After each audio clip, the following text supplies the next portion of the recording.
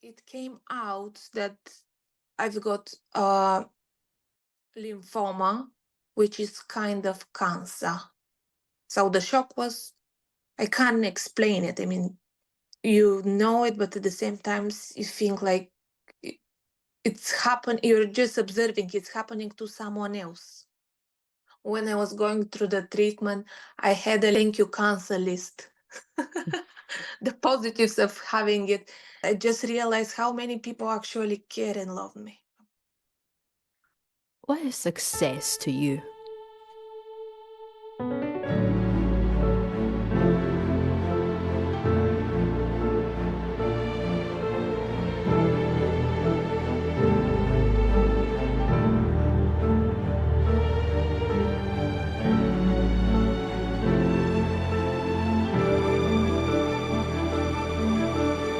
My name is Francesca Pisano, and you are listening to Ordinary Super People, Redefining Success. Hello and welcome. We are here today with my good friend Mira. Hello, Mira. Hi, Franchi. Hi, everyone. Thank you so much for being here with us today. Pleasure. My pleasure. Right, so first of all, just tell us something about yourself. My name is Mira. I'm nearly 37 years old. I moved into London 10 years ago. I have 2 children and I work in school. I love my job. The job fulfills me the most. And yeah, that's it all in a nutshell. So you moved to London 10 years ago already. Yeah. What made you move to London? Oh, probably better opportunities for myself and my family. Yeah, better opportunities. Wanting to explore more, to achieve more. Probably the most important reason was that my husband moved before me. He was already settled in London, and leaving us apart of each other wasn't an option. I just wanted to be together as a family, and we just gave it a go, see how it goes. And if it didn't work, we would have gone back to Bulgaria. But actually, it worked quite well for us, for the whole family. So Mm-hmm. I'm guessing that your family is very important to you. It is very important. Family comes first before everything. It is. It is very important. How And did you? my role, of course, is just to keep the family together, everyone happy, fulfilled. Yeah, You said a role, but it's more like a mission. How was it for you at the beginning? Was it easy? not at all. I had a toddler, let's say, 3 years old one, and newborn with me.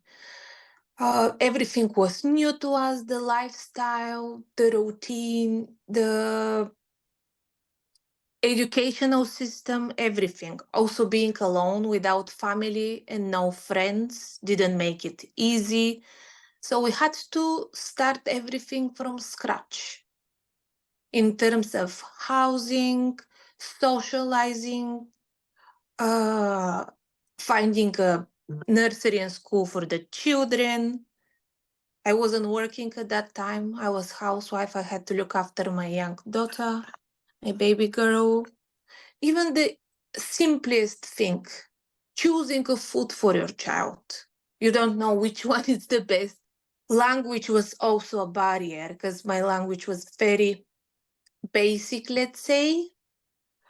Right, everything had to be translated, checked before I buy it. Going to a GP, our health system in Bulgaria is completely different than NHS in England. This was a bit of a shock as well. Educational system, it was completely different from what I've seen and what I used to in Bulgaria. And also having to make new friends. And when you're on an age of 30, it's not easy. I mean, you have quite clear understanding of what a friendship look like. So you can't just go to the park and say, shall we play together? We're friends from now on. But slowly, gradually, everything came up. The picture came together. Time and patience. This is the recipe. But also a lot of inner strength. Yes, probably. Yeah. Which at the time I didn't realize that I had. When did you start realizing?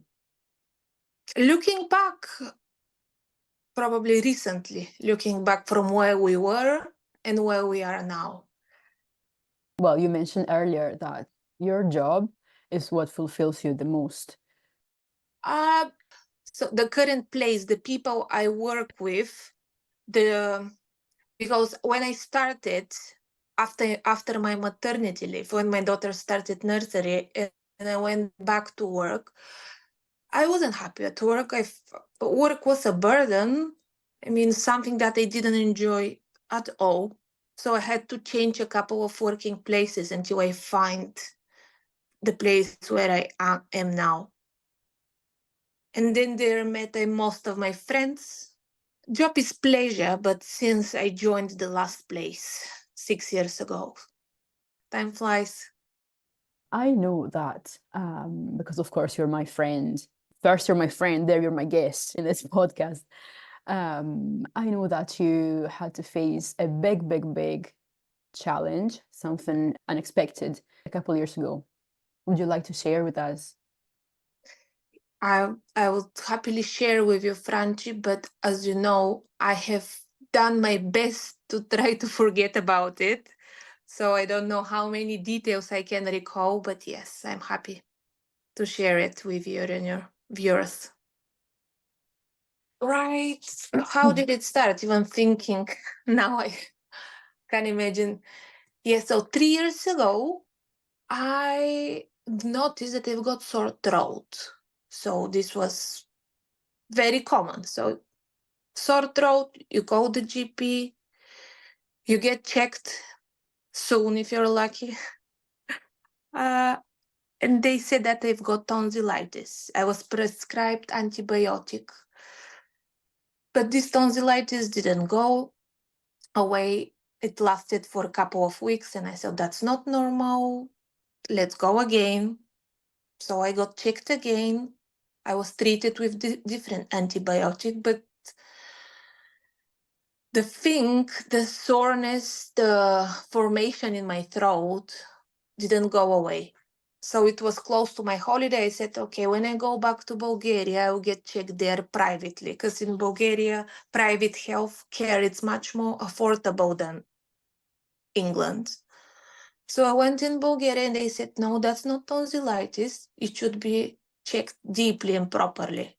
So they took a sample of my tonsils,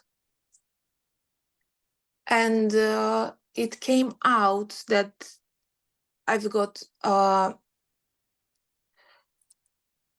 lymphoma, which is kind of cancer, immune system disease. So the shock was, I can't explain it. I mean, you know it, but at the same time, you think like it's happened. You're just observing it's happening to someone else. So I decided to come back and get treated here instead of Bulgaria, just because I knew it's going to be a long-term treatment. And yeah, I had chemotherapy, immunotherapy, and in 6 or 8 months, 8 months, let's say, I was clear. Now it's easy to talk about it like that, but these 6 to 8 months felt like years. What was the worst thing for you during those 8 months? Having to be stronger, to look stronger for my children. Did your children know? No, just my son, my older son. my daughter, she wasn't aware of the full extent of the disease. She just knew I've got body infection and I need strong medications. That's why all those side effects of the chemo appeared, but she didn't know the full extent of the story. Of course, you're a mother and you want to be a good role model for your kids. It must have been really, really hard to be dealing with pain, with chemo, with the side effects, especially, and still having to look like you are a super mom Mm. for your Not kids. every time was possible, especially straight. 5 days after chemo, I was stuck in bed with all the horrible symptoms that you can experience from like nausea and pain. But thanks God I had my mom next to me. My mom came over to stay while I was on the treatment. So she was making sure that the children are distracted from the situation at home. But I also had a good days. Days that I'm myself, that I can take them for a walk, that I can show them everything is fine, everything is normal. You mentioned your mom as one of the main sources of help and support for you during. Absolutely. If she wasn't her, I wouldn't have gotten through this. My husband, of course, yes, he was a big support, but he is constantly working so we can pay our bills. He's constantly working 6 days a week, early in the morning till late in the evenings. And if she wasn't her helping me, look aftering me, giving me courage, being with the children, because having a grandma around the children, it's a massive thing. It's a big factor. So she's the one that I would never ever be able to thank enough. So your mom was there with you. Who else supported you? Oh, during that time, I didn't realize how many people loved me, care about me. I felt the enormous amount of love and care throughout my life. Even though it was the most difficult time, the amount of love and care was, I can't explain it.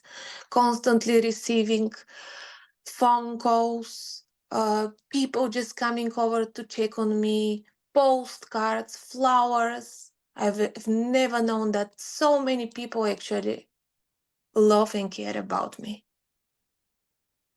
I remember when I was going through the treatment, I had a list, thank you cancer list. The positives of having it.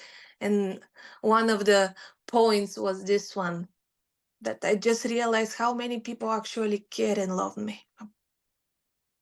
It's often in those circumstances where our health makes us weak that actually realize that the people around us are there for us. They're there to support us, to love us. But also, I think you realize something about yourself. You realize a lot. After the cancer, I started looking at myself in a different way. I started putting myself first than everything else. I'm very careful how I spend my time. Does it worth it? Is it something that I like? Is it something that will make me happy? Or it's something that I must do and I will please somebody else? Also looking at problems. Very few things can actually upset me, worry me, just because comparing with what I've been through, it's something minor. It's nothing that you can't help change. What advice would you give to people who are facing challenges? Doesn't matter, big, small, whatever issues. What I would advise people, just be positive. Don't overthink or overreact. Just sleep on the problem and with a clear mind, take your decisions, make your decisions, because everything is possible. Everything is possible. If you believe, if you're strong, you can overcome whatever it is. Issue, disease, illness. Everything is written in our life paths. We just follow it. Mira, you're a mum, you're a full-time worker, and you also want to prioritize yourself whenever possible. How do you juggle all of this? So if your work makes you happy, Franci, you don't feel going there, looking at the clock, start time, when it's your start time, what time do you finish? No, you go at work and you enjoy. You have pleasure, especially being around children with all this positive energy and vibes. As I told you, my colleagues are not my colleagues. They're majority of them are actually my friends outside of work. You go there, and when it's time to go home, you're full of energy, of positive emotions. Of course, sometimes you're tired, but in a good way. You come back home. So catching up with chores, it's not an easy thing, but thankfully I've got my husband, my children, so they're very supportive. Not all the time, of course, they've got to be reminded, but they try their best. And yeah, weekends we try to spend family time together to make the most of the time we have together. And yeah, if you like what you're doing, it's an easy job. How do you find time to follow your passions?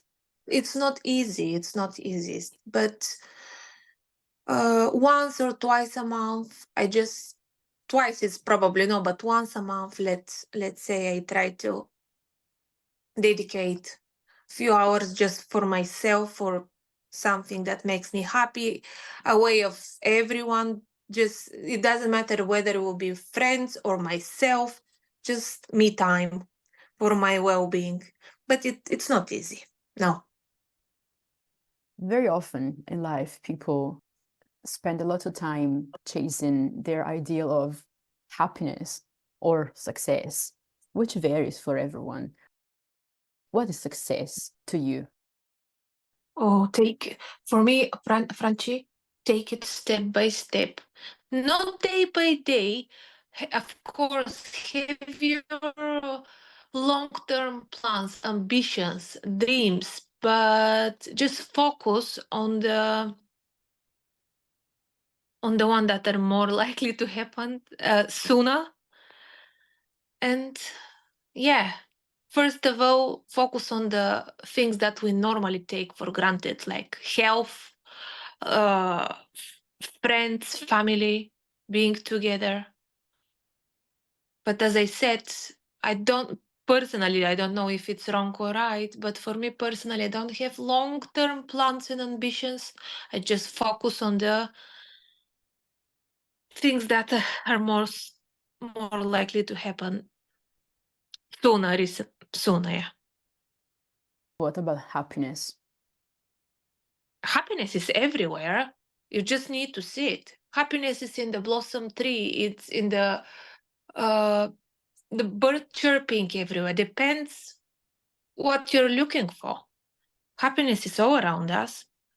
Happiness is you're waking up not in pain, not nauseous. Happiness is to go to work and wanting to be there.